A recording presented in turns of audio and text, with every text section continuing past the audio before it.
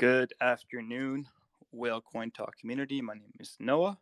I'm here today with Aaron and Bobby of the Oregon Blockchain Group. Gentlemen, before we get started, give our audience a quick intro about who you are, what you're currently studying at university, how you found out about Web3, and how you plan on bridging your studies with your career choice, or rather career aspirations. Hey, Noah, thanks so much for having us on. First of all, I really appreciate the chance to spread the word about what we're doing here at the University of Oregon with the Oregon Blockchain Group. Personally, my name's Aaron Rudder, and I'm a finance concentration major at the University of Oregon with a minor in economics.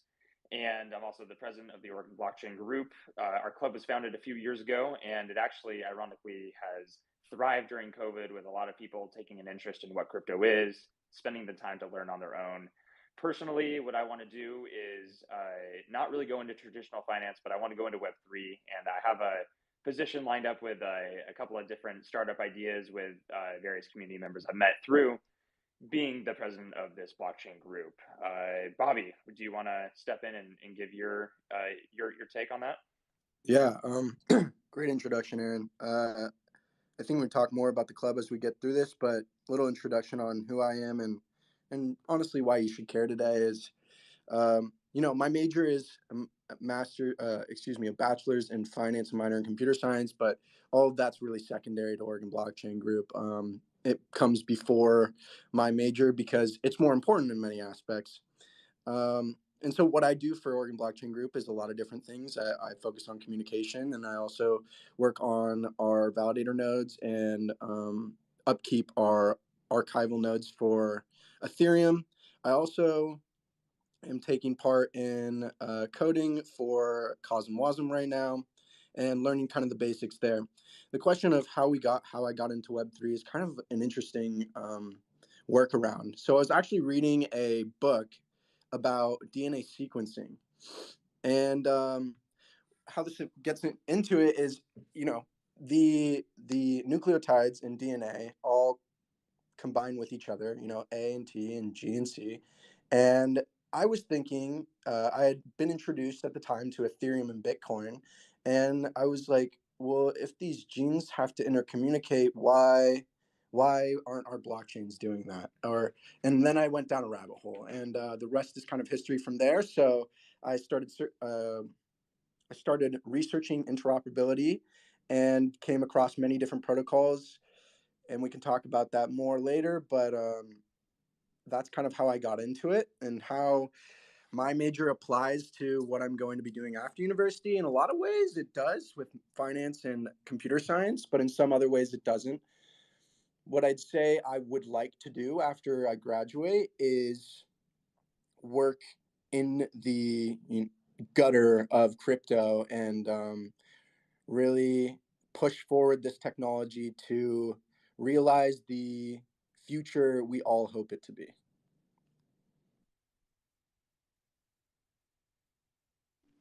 Love it. Okay, and so before we jump into the Oregon Blockchain Group, guys, Bobby, you said you've been learning coding, or you've been coding for CosmWasm. As the first time I heard of CosmWasm was when we had Cosmos on yesterday. Can you tell us a bit more about what that is? Yeah. So CosmWasm is a smart contract coding platform that you can do a lot of different things with. It allows for cross-chain interoperability, and I can break down that word. Basically, what that means is two blockchains are talking to each other, and they're communicating through smart contracts over a general message platform. What's unique about CosmWasm is that it's coded in Rust, which is a far more available language to learn than Solidity, at least in my opinion. I'm sure that's a hot topic. And why I'm trying to do it today is because Rust is a primary language in the Cosmos ecosystem. Like I said, interoperability brought me into blockchain, and it's kept me here since. So I wanted to learn more on how these primitives, CosmWasm and IBC, empower blockchains to interoperate and communicate. And so in a one-liner, CosmWasm is for communicating cross-chain through smart contracts, as well as efficient way to code smart contracts on loan chains. Beautiful description. Gentlemen, let's get started. I want to talk about the Oregon Blockchain Group. When was it founded? How long you guys been around? And also let's talk about some of the different ways that you facilitate the group, the events you guys organize, the different ways of teaching the greater student body at your organization. I would love to hear some more details into that and anything else that you feel necessary to share. And then from there, we can kind of dive into nuts and bolts and talk about each individual component. Yeah, no, that's a great question. I'll kick us off, and then I'll have Bobby kind of talk about the responsibility he fulfills in those contexts. So the club's history is a little varied. We started technically about 4.5 years ago, and it was really just a social club of like 4 or 5 dudes talking about crypto. And that was really before DeFi summer, before NFTs were, a hot topic, and it was really centered around what the tech was doing. And we have a professor, his name's Dr. Stephen McKeon, and he's a partner at his own venture capital firm called Collab Currency. And he was a big advocate of crypto, and he had been in the space a long time, and he saw what Cal Berkeley was doing with their club, and he said, hey, why can't the University of Oregon also have a club related to blockchain? And so through his mentorship and through some generous funding from the Ripple University Fund, we were able to create a student club here, and the funding goes towards sending us to conferences, running nodes, doing all sorts of outreach events and whatnot. We can talk about that more in just a second. And then COVID hit, and for about the first 6 months to a year of COVID, the club was on life support. But then towards the back half of COVID, there was a massive influx in interest in what blockchain technology could do, as the bull market was in full swing, and a lot of people were learning, myself included. I was putting in the work in isolation to learn how a blockchain worked, what Bitcoin was, what proof of stake was, what proof of work was. And so the club really took off again at kind of the back end of COVID. We saw about 40, 50 members, some of which were master students, some of which were business students, undergrad, computer science. It was really a full mix of perspectives and diversity. Now with the bear market in full swing, interest has somewhat declined, but honestly, we're very impressed with the amount of building that's going on. And when I stepped in as president last spring of the group, I wanted to take our club beyond simply being an incubator for kind of a venture capital style perspective on crypto, because through Professor Stephen McKeon's mentorship, we had a fund that we managed in the space, and we still do, where we would look at different projects from a venture style perspective, where we look at the founders, the community, very qualitative analysis. And to grow beyond that, what we've instituted is a deliverable program where every member in the club produces one deliverable per term. And that can take the form of writing a research article on Medium, doing some governance work for our various governance DAOs like API3. We did that for a while. Currently, we're in talks with IDLE, and we're getting a governance situation set up with them. We were in talks with Andreessen Horowitz to do some contracted governance work on their behalf. And we're always looking for more opportunities on that front. And pitching to the fund is always still a deliverable to do. Presenting an educational topic is a popular one as well among our members, such as like what is maximal extractable value, or how to network in the crypto space. It could really be anything, because there's always something to glean from an educational presentation. And after being in talks with various community members, from venture capital firms to like interoperability projects like Axelar, to even talking with you guys at Whalecoin, the community seems to be really impressed with what we're doing. Our club has a competency in business. The Georgetown group is more focused on policy, and UW is more focused on computer science, along with Stanford. So our competency more lies in business. And the goal for our club is to prepare members to be able to go out into the traditional workforce and have a strong background in crypto. Like Starbucks just released their NFT rewards program, Odyssey. They're going to need employees that are familiar with blockchain, that have a solid understanding of its mechanics, but also speak business and can look at it from a top-down perspective, not just bottom-up. And so we want to facilitate that opportunity for business students, but also we want to cater to the people like Bobby and I who we're believers. We're full fledged. We want to work in crypto and we want to grow the permissionless and disintermediated aspects of what blockchain can offer. So to that end, we run an educational program for our community, and oftentimes the primary people that attend these meetings are new onboardees. So we have an interview process for the club, but it's really just looking at who's curious, who wants to spend the time to learn about what this is. We run them through 5 weeks of 1 hour a week educational program. And then after that, they're expected to produce a deliverable as an ongoing proof of education and proof of participation in the space. And Bobby has stepped in as our lead of communications, and he's done a phenomenal job with outreach in the community. And I'm going to let him speak a little bit more to those initiatives. Bobby. Yeah, really good synopsis. I kind of came on today, and I'm like wondering how I can contribute some worth to the audience here, and answer the question at the same time. So Aaron touched on a lot of different topics, from our education program to what we're working on within it, like nodes and how to facilitate fundamental analysis on finance, and we can dive into those subjects, I think, a little bit more. So what we do for fundamental analysis on finance is we say, hey, are you interested in X coin? And here's the way that you can do it. And how is this different from a legacy finance perspective? For instance, if I'm analyzing Tesla stock and I go from that, like, hey, I have a PE ratio, I have their top and bottom margins, I need to figure out their cash flows, right? How does a regular finance major go from that structured approach to what crypto is? In what ways can we educate our masses here at the university to be able to do that? And so here's the way that we do that, and hopefully that this will provide some value to some of our listeners.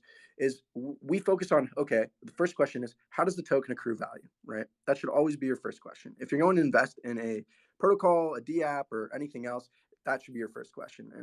And that can come in a lot of different ways, depending on your depending on your blockchain and the implementations for that. And then the second question is, what is the community like? Because community isn't a moat in as much of a moat in legacy finance, but in crypto and blockchain, the community is entirely a huge moat. And from there, we branch off in a bunch of different ways, but those are kind of the two primary objectives we focus on through finance.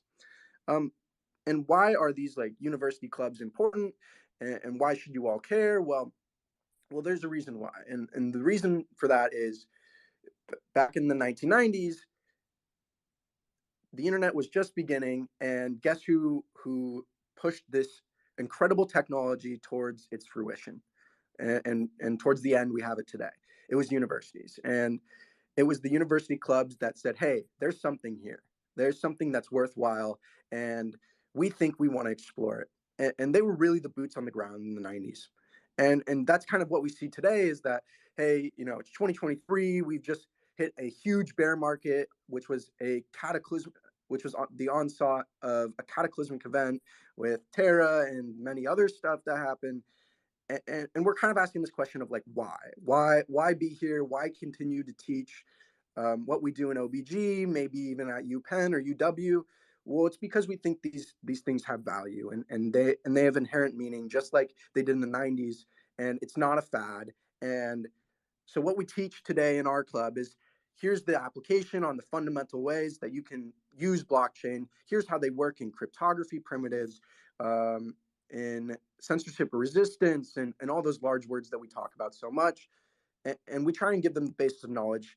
And then from there, we let them explore, because it's important. Everybody cares about different technologies for different reasons, and we provide them the facilities to do that. So kind of to come back and answer your question in a couple sentences on, like, what is my responsibility? What do we do as a club, and how does that tie together? Well, my responsibility is to have our members inherit this vision that blockchain is something that will push humanity towards a better future. And we do that through a bunch of different ways, but the primary way is education.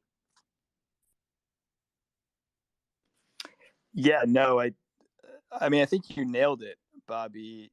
And the way that I phrase it, or rather the way that I articulate it, is a bit more specific with the analogy is great, right? Why are these blockchain clubs important? Because back in the 1990s, we saw the internet, and a lot of people, if you go back, you can find clips of people memeing email and memeing the internet and really just making fun of something that is now a part of every single one of our lives. um, and I think the same thing is going to happen with Web3. And I think that Gen Z and Gen Alpha are going to be the next big wave of interest, money, adoption, builders that funnel into this industry. So that's why we've been reaching out to different blockchain groups and clubs and societies, because we want to help spearhead that educational initiative, and we want to do it at the grassroots level, and believe that the collegiate ecosystem is the place to start. If we had the bandwidth for it, we would just go straight to high schools. But I think universities are perfect, and every university blockchain club is different. And you guys obviously have distinguishing features that set you apart. I wanted to focus on a couple things that were mentioned by both of you. I believe Aaron or Bobby, I can't remember, but you guys work on validator nodes. Validator nodes for which ecosystem? Is it only Ethereum? Yeah, I can take that one. So right now we aren't running a validator on Ethereum because of the ETH limit to do so. It's too expensive, to be quite honest. But that is a goal.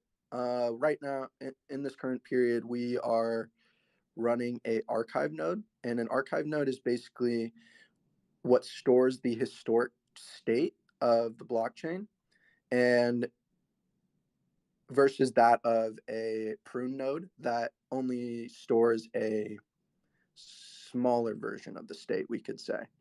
So right now we run an archive node, and we can query that if we want data from the Ethereum network. And then we also run a Juno testnet validator. There's a lot of plans in the work right now, I'll talk about them right now. We started on Quicksilver, and Quicksilver is a lending platform. Excuse me, it's not a lending platform. It's a staking derivative platform, which basically means like, hey, I have a staking token locked on chain A, but I want to utilize this collateral. So Quicksilver allows you to utilize your staking token on chain A on chain B through a bunch of different processes, which we don't need to get into. That was the first testnet we practiced on, and we wanted to become proficient with that. The second testnet we are on right now is the Juno testnet. The Juno testnet implements COSM WASM, which we were talking about earlier. It's a permissionless network, which means that anyone can deploy smart contract code on chain. And why do we choose this? Well, it'll be up for a while, and we want to become proficient before heading to mainnet. And so our next step is mainnet. And where are we going to go to mainnet? Well, there's something called Gravity Bridge. There's a woman named Deborah Simpier who works on Althea Network, which we can talk about later if we want to get into it, but I'll keep it in the scope of our question here. And she also works on Gravity Bridge. And Gravity Bridge is like a bridge from EVM chains like Ethereum and even layer 2s on Ethereum, Polygon, to the Cosmos ecosystem. And they provide a lot of different services. But the reason we're going to start there is because we feel like it requires a lot of technical expertise to run a validator on there. And we want to show everyone that we have that expertise. So we'll be getting that validator up in the next month. I actually have one more thing to do with that, and that's implementing a monitoring service, which for anyone curious is just like, hey, what's my CPU usage? What's my GPU usage? How much power do I have? How much RAM do I have left? So on. We don't need to get into it. But kind of the overarching goal of this validator service is, hey, we need some funds in the club and we want consistent, reliable revenues, and this will produce that. And we also think that people want to provide money to our organization because we're trying to educate the next members that will join crypto and Web3. And we think that's valuable. As well as we want to provide a way for students to learn about this technology on a very technical basis, right? What we provide now is a high level business overview, and what we'll provide in the future is a mix between these two. So your question is like, what are we doing now? We're running on testnet. What are we doing in the future? We're going to mainnet. What do we intend to do in a year? Run 4 to 5 validators on mainnet blockchains in the Cosmos ecosystem.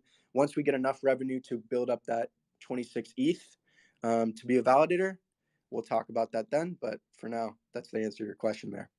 Yo, that's so cool, man. I honestly have always wanted to experiment and run a validator and really play around with those components, and just haven't had, I don't know. I mean, I haven't really had the time, or let's say the kind of the curiosity to try to figure it out. My friend and I do run a validator node for Mina protocol, but it's runs off of VPS, and it's the VPS that's somewhere in Europe. I'm not sure exactly where. But really, it's cool that you guys have these in-house validators that you're playing with, and you're learning about. What would be some advice to people who have never tried tried running a validator? So sure, yeah. I was gonna interrupt you there and tell you the current state of affairs on validation, and this question really hits on it. And so what is this current state? Well, it's a problem. It sucks to get through this documentation. 95% of it is out of date. The other 5% is wrong. And I've scoured the internet and every single source that you could possibly find. And it takes hours to find the right documentation and then implement it. It's not easy, and it should be easier. It again, back to our analogy back in the internet in the 1990s, it was really hard to run hosts. Hosts are like nodes that connect to the network, basically. And the reason it was hard to run hosts is because the documentation was terrible, and the only people that were doing it were the engineers. And turns out engineers can't really write great documentation. So how did we overcome these problems and challenges? Frankly, I reached out to every single validator I could and asked them all the questions that I needed the answers to. Some of them responded, some of them didn't, and that's how I got here today. The one thing I can tell you is it is very difficult to do it alone right now. And that is a huge barrier to entry into crypto as well as validating. The tip for someone that is trying to start a validator is find someone that you know well and ask them a whole lot of questions. I would also say go to Discords like Juno and the Ethereum Discord, even Cosmos Hub, and you can ask validators there. Some of them will reciprocate for you, others won't. But like kind of on the whole is, hey, this is a huge problem, and if we don't solve it, it's our node operators are going to become more and more technical, and we're not going to be able to say power to the people. It's going to be power to the very, very educated, and that's a little backwards. Go ahead, Aaron. Yeah, I was also going to add on to that, Bobby. I know I've seen some of the the pictures and the late night text from you getting all that set up, and I totally agree that the barriers to entry to running full nodes and block builders are too high and too technical. What some of the members here at Oregon Blockchain do as an exercise is set up ETH light clients for the Ethereum blockchain, and it's not a full node, but it still contributes to the network in a meaningful way, and it's a lot easier to do that because the documentation for a ETH light client is fairly straightforward, and that doesn't take too long, especially with our mentorship. And then ultimately, who knows how long this will take, but the end goal of blockchains like Ethereum, and I'm sure all kind of other dev teams are looking forward in this capacity, to have phones and laptops and all sorts of devices be able to run full nodes. And again, the computation needed to do that right now is a lot, but who knows, 10 years in the future, 15, perhaps that's on the table, and it'll all be kind of abstracted away in the background. But yeah, just wanted to lay that out there too. Yeah, I think the optimistic viewpoint is definitely that, and I would side on that. History tells us that these processes will become more efficient and easier to use as we continue to develop the technology. And I would say there's no reason we can't do that today. It's just where we're starting at is a very challenging place to be for newcomers. So the question is as it becomes easier to run a validator, hypothetically speaking, either on your phone or on your computer, will the financial incentives still be there? That's a phenomenal question. As we distribute networks more and more, and the access to run these nodes becomes less, will I receive greater compensation? The answer would be it depends on the amount delegated in a proof of stake network. The more validators doesn't contribute to the greater decentralization of a protocol. That might be a hot take. The reason I say that is because the underlying decentralization of a proof of stake network is based off of the skew of delegations from, let's just for instance say there's 100 active validators in a set, and the top 10 validators hold 33% of the power. In a Byzantine fault network, that means they could stop the network at any time. So your question as to what happens when we distribute these nodes and make it more accessible really depends on who's delegating to what. Now, if I'm delegating to someone in the future and we envision this world where validators will run on their phones or laptops, I want to delegate to someone that is technically proficient and contributes to the protocol that I am actively investing into. That's how I do it today. And I don't see that changing. And I only delegate to the top 60 validators because I feel like they're the most proficient. If we assume that's the case in the future, that these top 60 will hold the most power, it doesn't really matter what the bottom quartile of number of node operators there are if they don't hold the network power, if that makes sense. Go ahead, Aaron.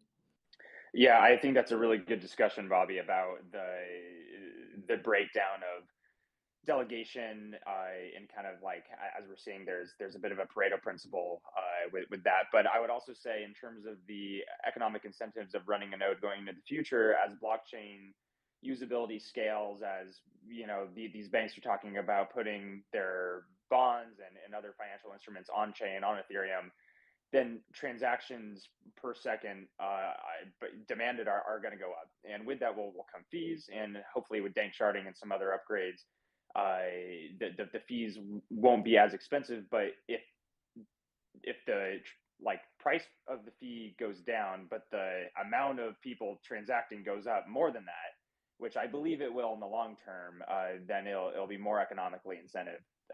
Like it'll be more attractive to run a node under those conditions. So I think also just looking at how quickly and under what circumstances a blockchain will just have more user influx is another component to consider. But no, I will say that like it's somewhat hypocritical of me to say that we need to make these networks be able to run on more devices and have less barrier of entry, and then say that, hey, our networks aren't going to be more decentralized when we have more node operators. So I do understand the hypocrisy in that statement. And I don't have an answer for that, to be honest, but I'll just put that out there for any people who have an idea to answer it. Yeah, I don't have an answer either. It was just something popped in my head as I heard you say, you know, there will be a time, hopefully just based on the way that we've seen technology evolve, where nodes will run on computers and telephones and small devices, even networks like Mina Protocol. And I'm not trying to shill Mina here.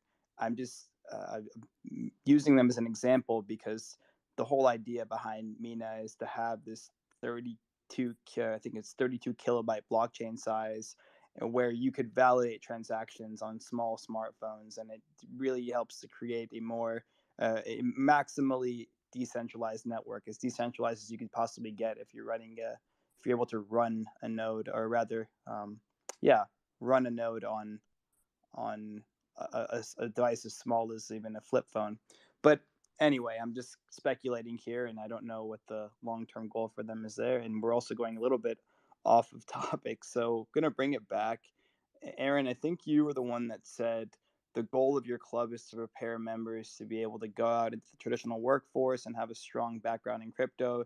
You guys focus on the business component. You want to make sure your members have competency in entrepreneurship and hopefully have that competency. I'm not. Oh God, sorry guys. I've been hosting a lot of spaces this week, and I'm having a bit of a difficult time talking. But hopefully, have that translate into Web3 infrastructure and being able to build businesses in this industry. So, what are some of the things that you guys do? What are some of the tools that you equip members with? Some of the courses that you guys have taught, and some of the programs or potentially folks that you bring in to help students bridge that gap between business and Web3 and set them up for a bright future in the industry.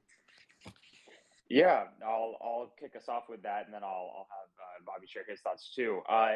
To clarify, yeah, our focus for the short and even medium term is to definitely be that business competent club, but we do want to cater to our computer science majors, and we're going to be out at UPenn next week for their hackathon. We're going to be participating in that with some of our more dev oriented members, and we do want to grow that aspect of our club, but we recognize that we need to, at least in the short and medium term, have a competency. And but that's not to say we don't want our members to be as technical as they are able to be. In terms of how we equip our members currently for the workforce to get jobs, we've had members go to the likes of protocols like Lit Protocol, all the way to venture capital firms, to Wall Street, to DA Davidson, to all sorts of things that kind of tie back to crypto in one way or another. These deliverables that I mentioned earlier is one of the primary means by which we equip our members, because it's not only a proof of your education and proof of participation, but it truly does teach you by struggling through it. It's not only proof in and of itself, but it's a course.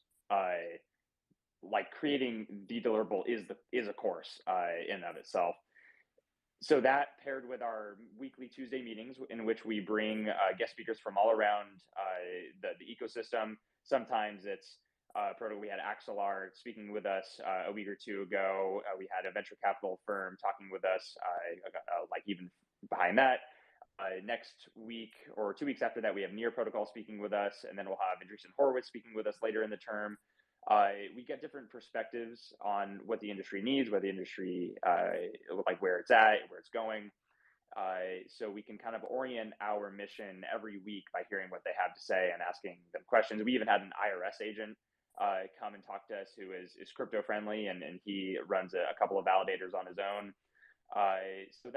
So our guest speakers, our deliverables, are on Thursdays we run kind of like a social hour. It's called Block Talk. And that's a place where we talk about the headlines, anything from what's going on with the ETH core dev dissension about the Shanghai fork or the Shanghai upgrade, all the way I think to we might have lost Aaron, or maybe I'm lagging out. I'm not sure which one. I still hear him. Okay. Block Talk. I was mentioning how our members are able to also participate in our Thursday Block Talks, where we talk about all sorts of things in the crypto ecosystem. So that's another way just to stay engaged and to be educated on a very surface level. And then our education course for our new members and existing members in our community does a more thorough job of introducing different topics, providing resources for them to go in and dig in on their own. And then lastly, I would say one of our kind of like fourth ways that we provide education and value to our members is by paying for courses that they need. We had a group of 6 members during the fall term that wanted to participate in a particular crypto and Web3 coding and networking education course. And so we funded that for them. And they went through it. They gave us a presentation on what they learned. And overall, it was a really good experience to have done. And we also go to conferences. So we will learn on the spot, we'll network. And the last spring, we went to Permissionless in Miami. This year, we're sending 20 people out to Austin for Consensus 23. And we're likely also going to attend ETH Portland just in our backyard. Yeah, the sum total of what Aaron's all talking about here is the word communication. That's the one advantage we provide everyone: a place to talk about these things that are incredibly complex and nuanced in one space at one time with a bunch of great minds. And that's the reason why I'm in the club, because I can exchange those ideas with people that know more than me or know less than me, and have a fun conversation or debate about why KYC should or shouldn't exist.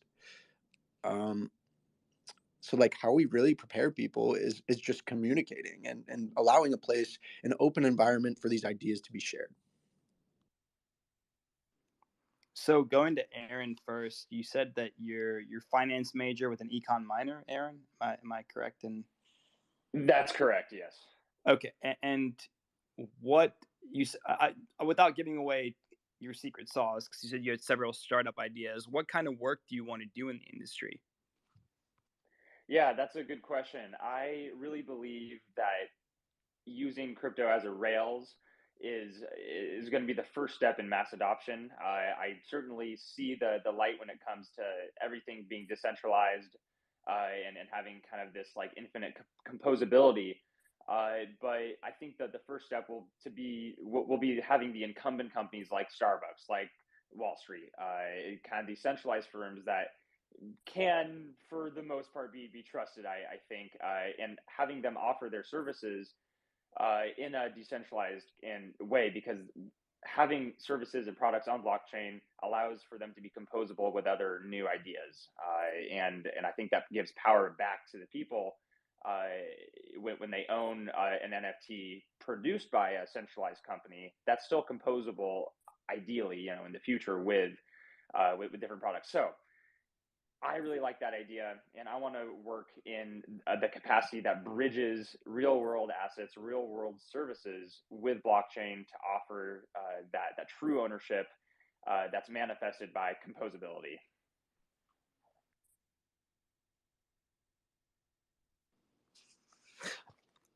And sorry, I'm losing my train of thought here, guys. So bear with me. Bobby, you are a master's in finance and computer science. Can you Yeah, bachelor's. bachelor's in That finance? Excuse me, yeah, bachelor's that's in close finance enough. and computer science. um, what are your aspirations going into the workforce? I have so many. Let me tell you. Um, let me walk you through my mind. Uh, the first thing is like kind of why am I here, and that answer comes down to, I think blockchain is a great way to bring people together. Period. Full stop. So what do I want to do after university, and how does my bachelor's in finance and minor in computer science apply? Well, these are businesses in my mind, and they function in business like government structures, but they also have a computer science method uh, at its core. And so hopefully I can understand the business side and the computer science side to both of those things. But where I see myself going in the future is working in the guts of these systems, and trying to be grassroots and provide value in that way. In 10 years, what I'd like to be doing is applying blockchain systems to governance structures, and to legacy structures of, Canada or United States, or so on. I think there's a way to implement our republic in the United States over a blockchain and do it in a secure way. And ultimately, that's where the end goal is for me. But for the future, right after I get out of university, I'll probably end up heading into the Cosmos ecosystem, because I believe they have the right sauce. They got the secret sauce over there, and they got a handful of intelligent people working on collective action problems with blockchain and consensus mechanisms, difficulties, and a bunch of other stuff. So, to answer your question, I'd hope to be working for a DeFi primitive like Evmos or Juno, something that enables developers to build financial systems for people in the future. Guys, what's the general sentiment around this stuff at the greater University of Oregon, amongst the greater University of Oregon student base? Obviously, being in a blockchain club and being around individuals who are passionate about this stuff the way you two are makes it easy to get stuck in an echo chamber and feel like this is going to be a paradigm shifting technology, which I genuinely believe it already is, and it will continue to disrupt industries. But what's the general sentiment amongst your friends that aren't in the club, that aren't so involved with the space about this stuff, especially in a bear market as cold as this one, or at least it seems to be thawing a bit, but with all the FTX nonsense and all the bad publicity that we've been seeing over the last 6 to 9 months? Yeah, that's a good question. I'll speak about my experiences in the School of Business, and Bobby, you will have a good perspective about the computer science department also. But yeah, in terms of the business students here, typically when they hear blockchain or that I'm a part of the club or Bitcoin, anything like that, the first thing they say is like, "Oh, Aaron, our NFT is going up," or like, I've invested in some NFTs or stuff like that. And I hear them and I like the enthusiasm, but I kind of cringe my molars a bit because that's not really the end game of crypto. And monkey pictures does not represent what we're doing here. And the question, are NFTs going up or down, is to me, that's not the right perspective, and it's not their fault. That's kind of all they really are able to see from the media, I suppose. But NFTs are better described as a file format. And that's a way that Professor Steve McKeon likes to put in. I've kind of adopted that mindset too. So it's like, are PDFs going up or down? That doesn't quite make sense. And to me, it's the same logic with our NFTs going up or down. And the other thing I'll kind of say about the attitude here is that it is open for the most part. People are interested in the tech, and they don't completely write it off upon hearing it. I was recently promoting our club in my management 335 class, just saying that our applications were open and describing what we do. And at the end of class, one of my classmates asked me, "Hey," because in class we were talking about entrepreneurship, solving unmet needs, and he asked me, "Aaron, how is Bitcoin not an unmet need, and why? What's the importance of something that doesn't have a current need?" And I think that is something we need to address with the student body here, is that and it's an untested technology at scale. And so largely it there isn't a direct need in the current incumbent systems that most people will realize. And explaining to them the potential of the technology, I think, reveals the potential need. But it's not like I can't buy a certain product, so someone just needs to physically manufacture the product. It's not that direct of an unmet need. It's much more nuanced and political and cultural and societal than it is physical in nature. So I would say those two are kind of examples of the attitude here on campus. Bobby, what's your take in business and maybe computer science? Yeah. I'd say the level of interest depends on your level of curiosity innately as just a human being. Those people that are naturally more curious will be able to forgo their predispositions on crypto in order to learn about the possibilities that it isn't what they think it is. And what I've found is you have to propose this to different people in different ways. I gave around 11 to 13 speeches to classes to recruit for Oregon Blockchain Group. And the one issue I found across all those classes is they didn't understand how it applied to them. And they wanted to. It wasn't the lack of desire, but it was the lack of explanation ever being given to them. And so when I came to them to do that, that's what I tried to do. I would say for the most part, people are open to the subject of understanding the difference between cryptocurrency or digital assets and blockchain. It just has to be proposed in the right way. Now, for getting a little more secular in regards to business at our university, it is for OBA majors, a more prominent thing in their mind because blockchain solves logistical problems. For instance, Walmart in Canada implemented, I think over this last year, a blockchain into their system. And why did they do that? Well, there was around 70 different logistics sourcing companies they needed. And 70% of their invoices to these companies would get kickback and disagreed with. But once they implemented a blockchain, it diminished to 0.1%. And this is an example I tried to use when talking to business, when talking to OBA majors. OBA is operational business analytics, and it seemed to work. What I find most interesting is the types of professors that are open to hearing about blockchain. You'd be surprised to hear that business professors are more open than computer science professors. Computer science students don't understand how blockchain is different from a distributed database. And so that's kind of the thing I tried to get to them when I presented to one of their classes. So overall, what is the sentiment around blockchain? I'd say it's confused. And that's in part due to the lack of teaching at universities. And that's why one of OBG's goal is to educate and uphold the values that we see fit for blockchain. It seems a bit counterintuitive, at least for me, when you tell me that computer science majors are having a more difficult time understanding, or rather being open to learning than, computer science professors are having a more difficult time than business professors. I wonder why that is. Yeah, I think it's for this reason. They hear the word crypto and they think all these negative thoughts that come along with that word. So I try to use the word digital assets now. And then they think of the word blockchain and they think, and the idea that comes to them is distributed database.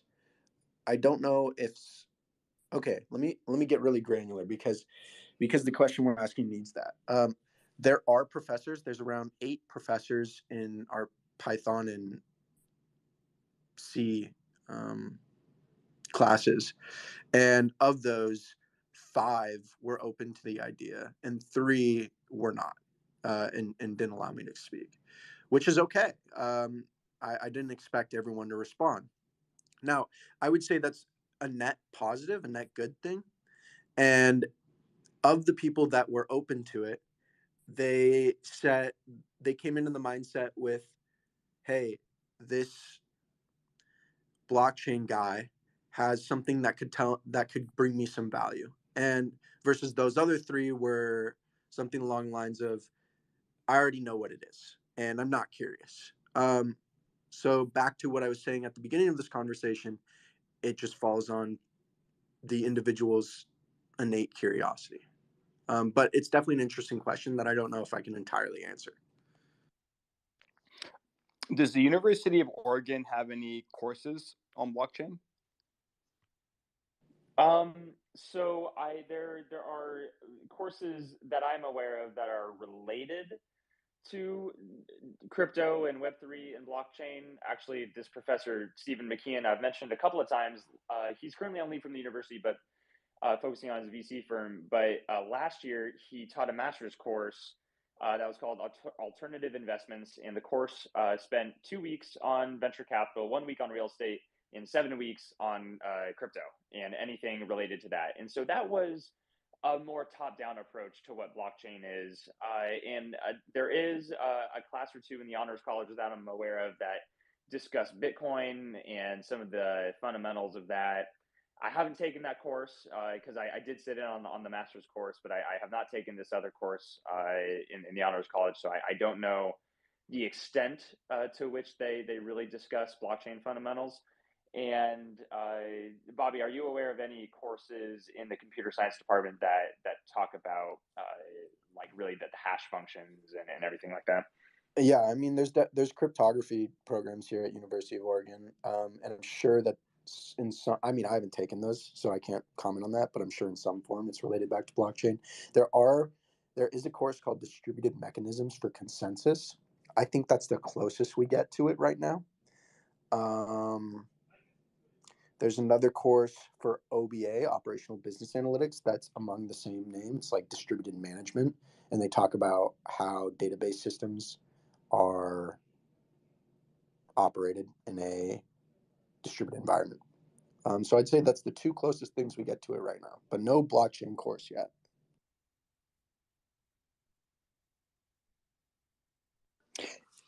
Baby steps, though.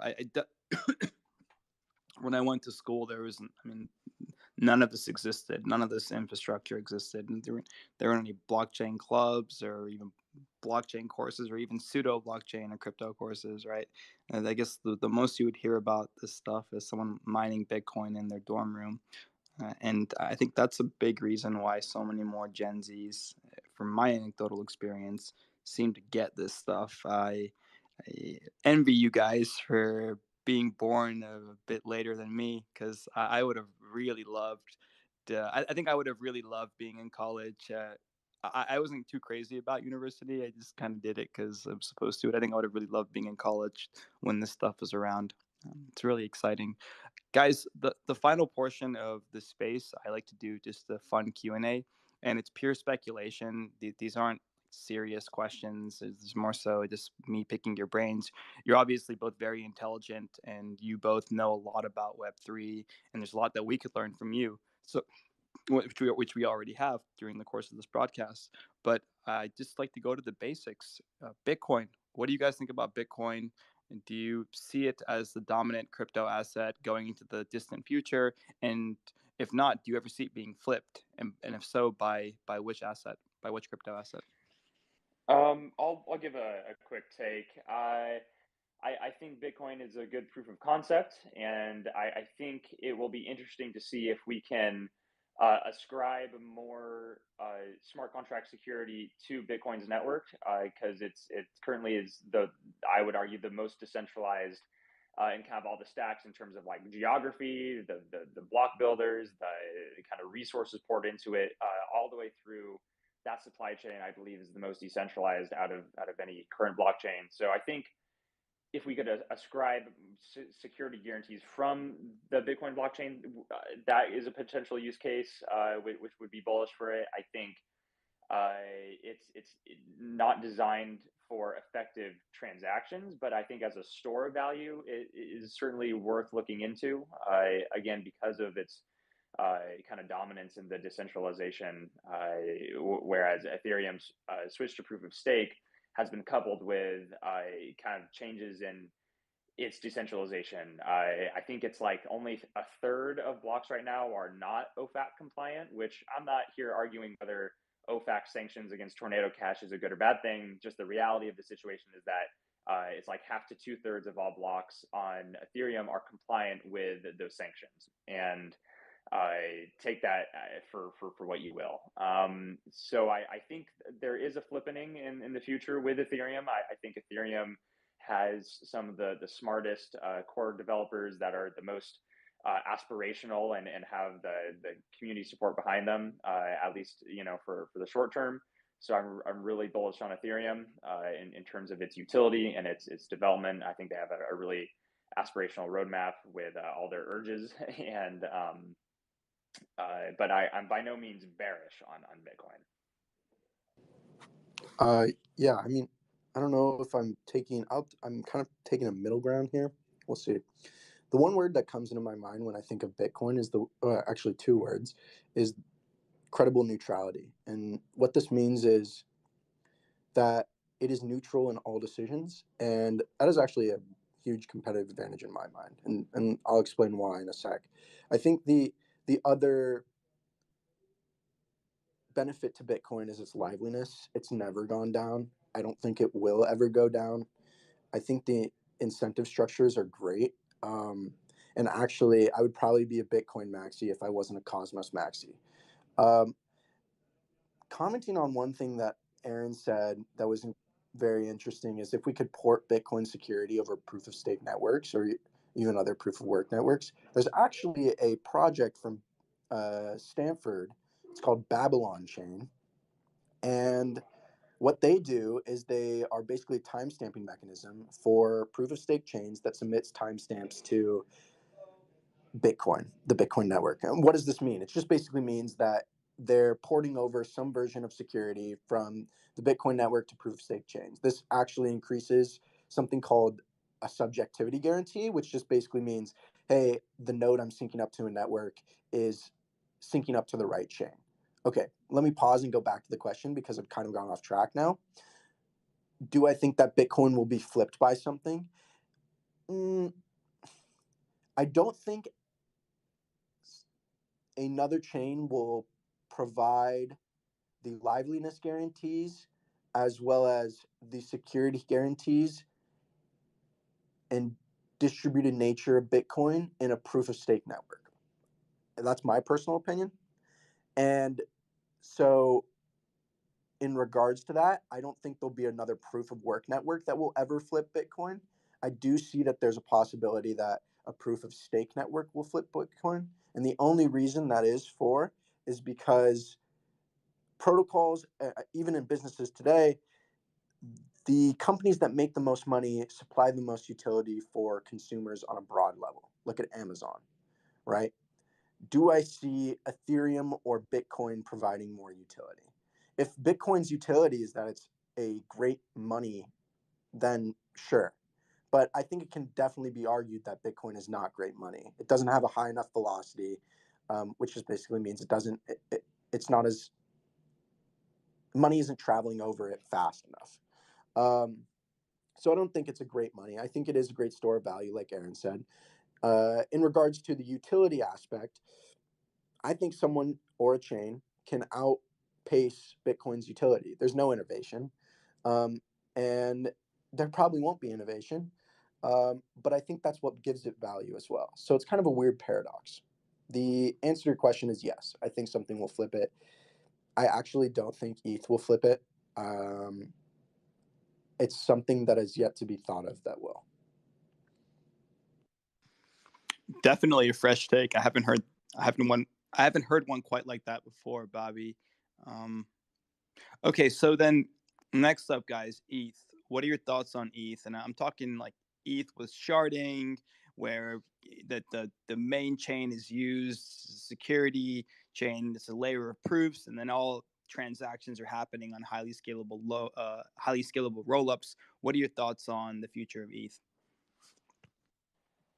Yeah, I kind of mentioned already. One of my reservations about ETH is just that it is proof of stake, which is great. If you actually look into the amount of energy it's saved, it's arguable whether it actually is 99% or something more like 10%.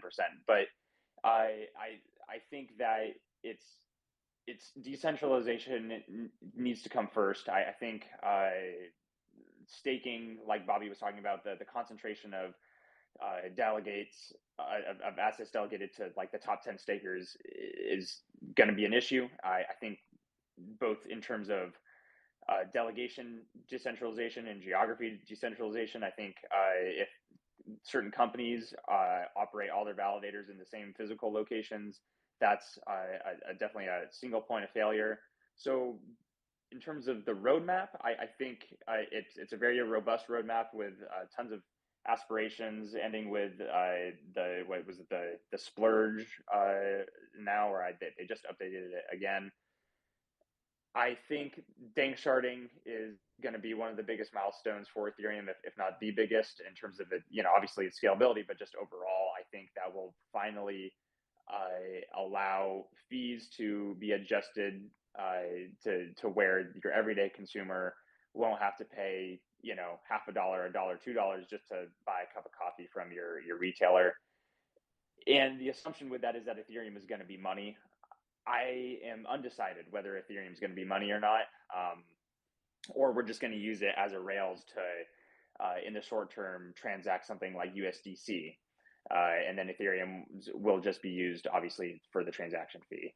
I don't know if Ethereum will be the money itself. I'm still scratching my head on that. Bobby, maybe you have a take on that, but I think decentralization absolutely needs to come before we onboard the next billion people. Yeah, the question comes down to, in my mind, multi-chain versus interchain, and let's break those two down. So multi-chain is a synchronous environment, and what that means is that all transactions are processed in a single block. If I submit one on chain, if I submit two transactions on two different dApps, they will be at the same time. They will be in the same block on Ethereum network finalized. Versus asynchronous networks, if I have two blockchains, not D applications, two blockchains, and submit an application on one and another, they will finalize at two different times. Okay, there's inherent network advantages to asynchronous and synchronous communication. But with Ethereum, it will be, let's assume sharding happens and let's assume they get past all these technical difficulties. And Joe, one of the members in our blockchain group, we have violent disagreements on this. So I will say that I am often wrong. But with Ethereum, it is a multi-chain network. And when we get into a sharded network, transactions will be finalized synchronously. And what is this likened to in my mind? Well, it likens to supercomputers in the 1980s that we were trying to develop, and IBM was trying to create the best supercomputer in the world, but it didn't really happen. And the reason it didn't really happen is because synchronous transactions on a network, trying to get everything fit into one form, essentially, is very difficult and very cost effective. Hence why sharding exists. And what happens when you shard is you still have the synchronous network, but you have it partitioned across multiple different areas, so to say. So in some ways, it's more efficient than a synchronous network, but it underlyingly is synchronous. Okay, now let's head to the interchain. Well, what is the interchain? It's a bunch of singular blockchains connected through a message path platform. We can liken this back to the internet in the 1990s with TCP, which is a protocol that allowed for message passing against through hosts. A host is like your iPhone, computer, so on. And why is this important? Well, in an asynchronous network, it scales horizontally. And what we found is that instead of building a skyscraper that goes all the way to the moon, it's much more efficient to build a few skyscrapers, maybe a hotel and maybe a house or two, and lines to connect those all together. So what will happen to Ethereum in the future? Well, this is certainly a hot opinion. I think it will lose to networks that provide asynchronous environments. And what is a network that does that right now? IBC. And IBC is Inter-Blockchain Communication Protocol. That's the Cosmos ecosystem. So what do I see happening in the future? Ethereum will probably come across these solutions and will end up in a issue of state bloat. And the reason it will end up in an issue of state bloat, that just means that there's too much state on the chain and it's too hard to run a validator from Genesis, is because it's in a synchronous network and it can't partition that data.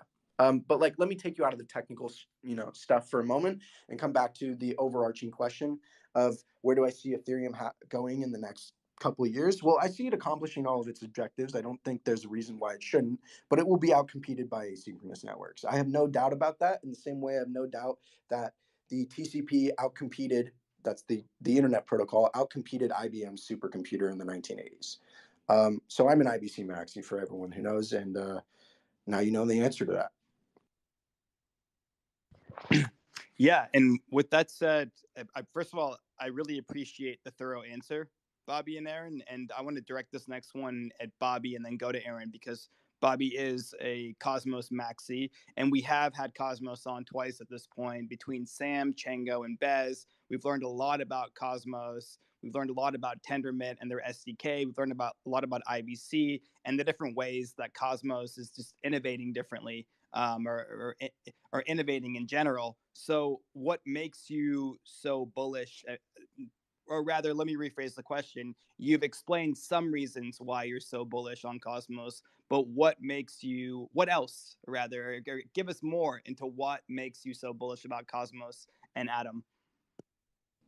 Okay. So the two questions there is what makes me more bullish about Atom and then Cosmos as a whole.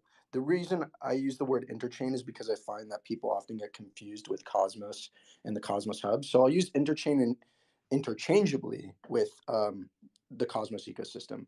And then Adam, I'll answer first, and we can go down that rabbit hole. So Adam, why do I think Adam will do well? And what's the reason that I come to that conclusion? Well, Adam right now is working on something called interchain security. It's in many ways the same thing that Ethereum's working on in their network, except it's over a environment that allows for, like we said, multiple different houses. Okay, so let's use that analogy. Let's stick with that. Let's say I have like a kingdom, right? And my kingdom is the most secure of all this whole entire land. But there's also houses on the outskirts of my kingdom. Well, I can say, hey, I'm going to provide you some security at some cost, right? It's kind of like feudal systems, um, and those houses will say yes or no, and let's just assume they all say yes. And their agreement for leasing security from you is that they'll give you a bunch of goods, right? Okay, now let's apply this to Atom and blockchain right now. In the coming 2 weeks, actually, a proposal will be on the Cosmos Hub for Atom. Atom is the native asset, and it will be updating the Cosmos Hub for interchain security. And interchain security does exactly what my analogy just said there. It provides um, it provides network security to blockchains that desire it. It's a choice. And why join the security of the Cosmos Hub? Well, it's the highest. Has never gone down. It's the only proof of stake network that hasn't gone down. It was the first proof of stake network. It also has the highest market cap of any chain within the interchain, which provides more security to consumer chains. And consumer chains are like the houses that we talked about in our analogy. So the answer to why I think Atom will do well is that B2B service there. There's also much more there that we could talk about. There's something called the interchain scheduler, but it's a little technical for our conversation today, so I'll stay away from it. If you want to do more research, go ahead. The next question on why the broader interchain, why am I so bullish on that? And versus the methods Ethereum are trying to implement, or even Solana.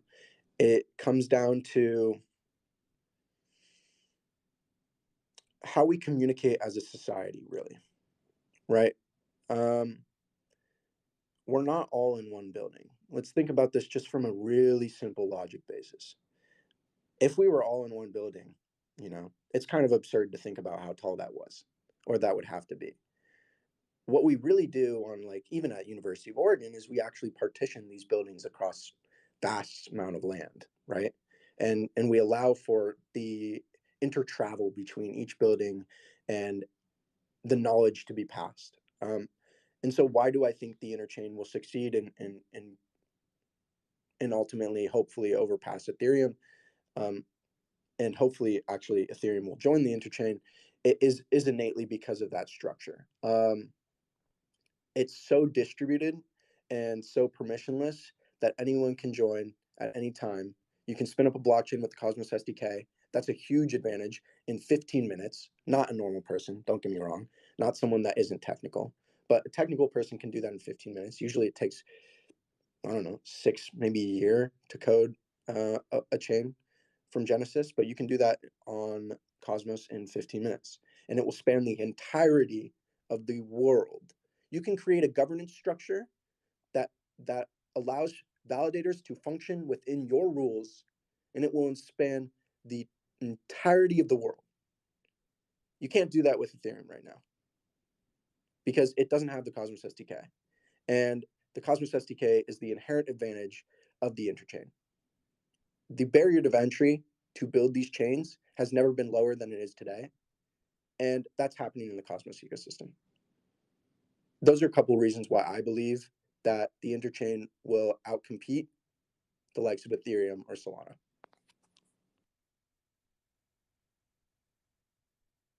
Aaron, do you share Bobby's optimism? I am not as much of a Cosmos Maxi as Bobby, though I'm a full believer in the attributes it provides. His arguments about the Cosmos SDK make a lot of sense. I think the inherent assumption with that is these different developers are going to need their independent blockchains to begin with, and I I think there will be some cases in which that's necessary, but I think that if you have a secure blockchain and if the fees are low enough, really what you need just is just security. I don't think you need to develop your own blockchain for every different use case. And I think that from that perspective, Ethereum wins, especially if we can get this decentralization concept under control. I would be that's my bull case for Ethereum, and that's why danksharding and the roadmap is so encouraging, is because it does lower the fees, it does bring up the scalability, and it does lower the entry for validator nodes, especially once the purge happens. The barrier to entry to run those sorts of nodes are going to be a lot different. And I think it'll be perfect for either using a layer 2 for your DApp or using an Ethereum main chain if you want. There's speculation as to how that will really play out, but I don't know if what Cosmos offers is going to be a one-size-fits-all answer.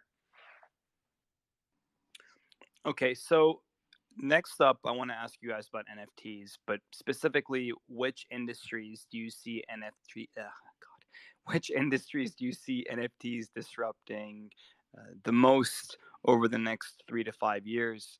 Not gaming, not music, not art. We've already seen this, but what's going to come as a surprise? I think legal contracts and real world assets like real estate. And I think that the tokenization of assets is a really interesting concept. And with fungible stuff like securities or bonds, that's one thing. But a lot of the contracts we interact with, and this is a perspective that I've gleaned from Professor Steve McKeon, so I can't really take credit for this, but I agree with it that most of the contracts we interact with every day, a lot of our ownership of things are non-fungible, and I think it will oftentimes be more efficient to interact with those things like a car payment or a car ownership, like a pink slip, or like I said, a mortgage, to interact with those as NFTs and to store their history, their immutability, where they've been, their authenticity through blockchains. I think that's going to be one of the next use cases. There's a lot of legal red tape that's going to have to be sorted out, but I'm really bullish on that. Yeah, my 2 cents is kind of similar to Aaron's, and I'm also taking this from Professor Stephen McKeon's book. Contract law is going to be hugely impacted by NFTs. It's like intense in my mind how big NFTs can change contract law. And the reason is, today, contract law can be interpreted in a lot of different ways by different companies. But when you run something on chain, it can only be interpreted in one way by multiple of distributed nodes. And you could call those companies. And that's really amazing. If we think about how much process efficiency we'll gain from the NFT medium being implemented into contract law over our economy as a whole, it could be like a game changer for some businesses that only work in contract law, like Walmart, like we were talking before on, and it could decrease costs in a lot of different ways. So there's plenty of ways for legacy systems and companies to utilize NFTs, and the biggest way I think I agree with Aaron is contract law. It's exciting, and I think that we're going to see a lot of these changes come sooner than people think. What was my last question for you? Oh yeah, my last question for you guys. And I mean, Bobby kind of already answered this with his favorite alt. Cosmos is like alt layer 1, or rather alt. Yeah, let's just call it that. But what other altcoins, or rather alt ecosystems, Bobby, are you currently speculating on? Great question. I mean, Cosmos is obviously my number one. And I'm more in it for the community than I am in it for the actual profit. But my next would be Akash. Something that's super interesting is that the COO of Akash actually graduated from University of Oregon, and his name's Boz, and he's great. And so what Akash is actually a distributed cloud compute company. Distributed infrastructure companies are going to be huge, at least in my eyes, in the next 10 years. And I'm not telling anyone to buy anything, but that is what I am buying right now. I actually stay away from EVMs because there's so many, and I don't think I can choose the right one right now. And I focus on companies that I believe have a strong use case and application to the broader crypto environment as well as broader population in the next 10 years. Akash is definitely one of those. Another one that will be coming out at the end of this year is Althea Network. Althea Network is a distributed internet company that I'm definitely interested in. All of these are speculative, of course. The last one I would say, those two kind of have two commonalities, that they're infrastructure. Last one I would say is Sommelier Finance. It's a DeFi primitive for the Cosmos ecosystem, but it also communicates with the Ethereum network through Gravity Bridge. And what that provides is a service for people to implement trading strategies on, and kind of does the work for you. So it's one of the first DeFi platforms I've tried and actually enjoyed using.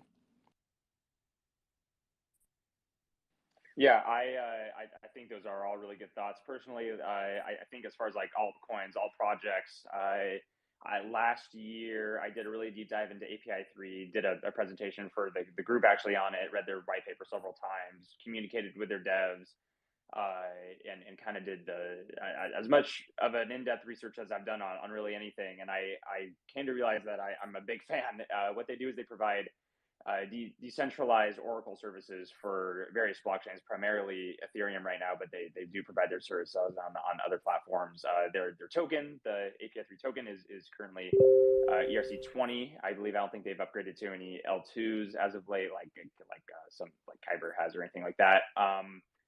And I think it solves a lot of nuanced problems that Chainlink and Band and some of these Oracle, like alternative Oracle projects have, in that they can be sybiled, and there's no real authenticity check to where or who is hosting the original Oracle. If I want price data, or if I want real, like what the NFL score was, do I know that Fox News is providing that data on chain, or is it someone else? And there's already been mismatches of price data for like gold and stuff like that, and it's resulted in losses. So the tokenomics to API3, though I know they have been changing slightly, are really interesting. And at least when I read the white paper, they had this like rolling incentive program to where the staking rewards you would receive were a year out. So you would always be acting in a rolling basis to 1 year out. In terms of your governance, and I thought that was an interesting way of aligning long-term incentives with kind of your traditional DAO governance. I think I'm on board with Bobby. Anything infrastructure, Graph, Akash, and anything that provides infrastructure at this point is going to be really important. And that's honestly why I think Oracle providers, again, I've talked about bridging real world assets. I think real world data is also going to be really important. And that's really my biggest focus at this point. Mm-hmm. Well, look, Aaron, Bobby, it's been a pleasure having you guys on.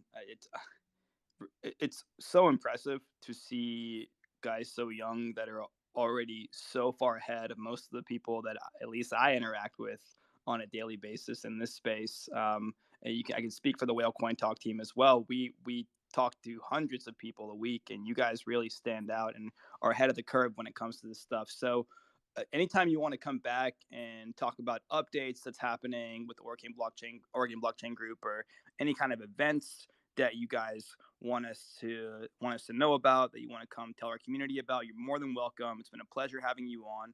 And if there are any final words you want to leave us with before you head out today, go ahead and do so now. Yeah, Noah, thanks again for having us on. I had a great time chatting with you all at Whalecoin. And if anyone in the audience is going to be at Consensus 23, 20 of us are going to be out there from Oregon Blockchain Group. So we'd love to, meet up and hear about what you're doing. If you'd like to reach out to our club, if you want to speak, if you're working on anything, we'd love to hear about what you're doing. So our website or our Twitter are good ways to get in contact with us. Noah, thanks again, man. Yeah, Noah, thank you so much. Really great questions. I appreciate them. Made me think a little bit. And with that said, I hope everyone gained some value from Aaron and I speaking today. This is just a small glimpse of what OBG can do, and we're looking forward to growing in the future and continuing the conversation with Whalecoin. Beautiful. Thank you so much, gentlemen, for coming on. Whalecoin Talk community, thank you so much for listening.